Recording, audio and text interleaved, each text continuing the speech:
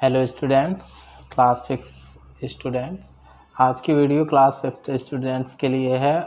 कार्डवा की बुक से मैं आपको यूनिटरी मेथड जो है टॉपिक है मैथ्स का वो क्लियर करूँगा आज आपको।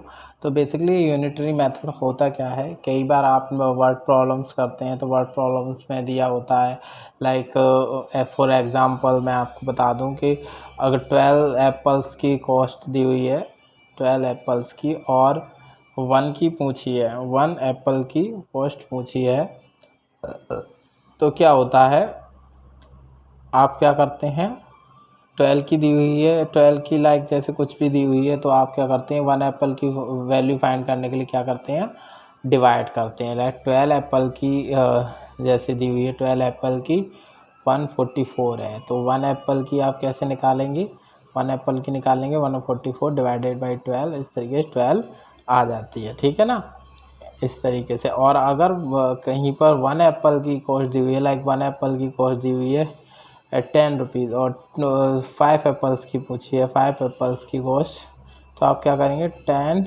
इंटू 5 कर देंगे और इस तरीके 50 आ जाता है, ठीक है ना। तो ये तो एक तरीका होता है कैसे हम to find the value of 1 we मल्टीवाइड, to find the value of many we multiply. तो यहाँ पर आपको वही दिखाई दे रहा है, एक की वैल्यू निकालने के लिए हमने क्या किया, डिवाइड किया, ओके, डिवाइड किया हमने, और ज़्यादा की वैल्यू निकालने के लिए हमने क्या किया, यहाँ मल्टीप्लाई किया। देखिए यहाँ 12 की एप्पल की कॉस्ट दी हुई थी, 1 की पूछी थी, 1 की निकालने के हमने क्या किया, डिवाइड किया, और यहाँ 1 की दी हुई है, 5 की पूछी थी तो 5 के लिए क्या किया, मल्टीप्लाई किया।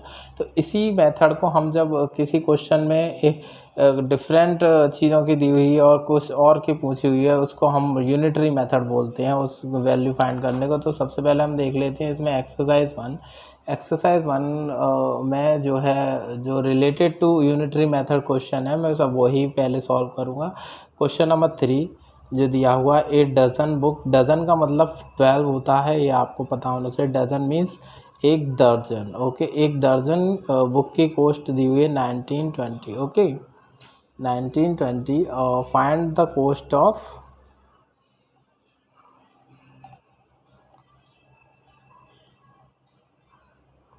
7 सच बुक्स, ओके। तो हम कैसे करेंगे, तो जैसे कि मैंने आपको बताया यहाँ 12 की दी हुई है, 7 की पूछी है, तो ऑब्वियसली हमें 7 बुक्स की कॉस्ट निकालने के लिए क्या पता होना चाहिए, एक बुक की कॉस्ट पता होनी चाहिए।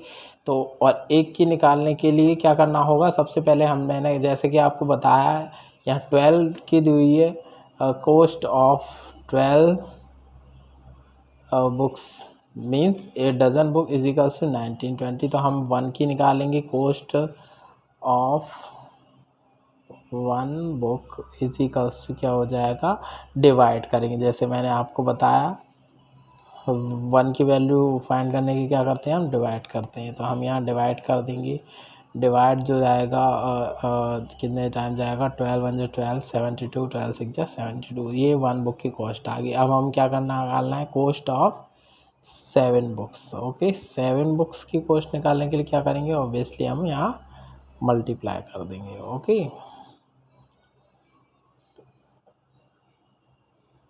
11 20, ये आपकी 7 बुक्स, ये होता है आपका यूनिटरी मेथड। इसको सॉल्व करने के एक और मेथड और होता है जो हम डायरेक्टली कर सकते हैं, ठीक है ना, मैं वो आपको बता दे रहा हूँ। एक जो है मैं वहाँ से क्वेश्चन ले लेता हूँ रिव्यू एक्सरसाइज से, ओके। रिव्यू एक्सरसाइज का एक क्वेश्चन है वो ले लेता हूँ आपको दूसरा मेथड समझाने के लिए। जैसे कि ये क्वेश्चन नंबर 2 दिया हुआ है,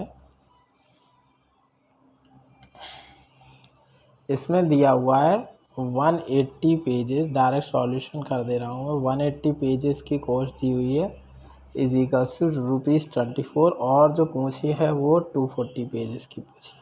तो हम डायरेक्ट कैसे करते हैं, इसमें डायरेक्ट करने के लिए क्या करना होगा, हम पहले क्या करते हैं, डिवाइड करते हैं। तो हमने यहाँ डिवाइड कर दिया और फिर 240 पेजेस की निकालेंगे, 240 का मल्टीप्लाई करते हैं। तो इस तरीके से हम डायरेक्ट निकाल सकते हैं कॉस्ट ऑफ, सॉरी, हाँ, कॉस्ट ऑफ 240 पेजेस, ओके। अब इसको हम सॉल्व कर लेंगे, सॉल्व कर लीजिए इसे।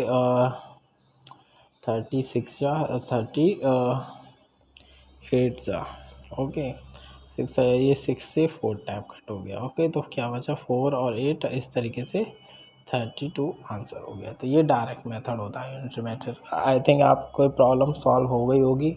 यूनिटरी मेथड कुछ ऐसे ही करते हैं। ये मेन चीज़ है, इसका ध्यान रखना बहुत अच्छे। To find the value of 1 we divide, मतलब ज़्यादा की दी हुई है अगर किसी क्वेश्चन में कोष्ट और एक ही निकालनी है तो हम क्या करते हैं, डिवाइड करते हैं। और कम की दी हुई हो, ज़्यादा की कोष्ट निकालनी है तो हम मल्टीप्लाई करते हैं। That's it. और कोई भी क्वेरी है तो आप मुझे कमेंट सेक्शन में पूछ सकते हैं इससे रिलेटेड और किसी भी टॉपिक से रिलेटेड। ओके।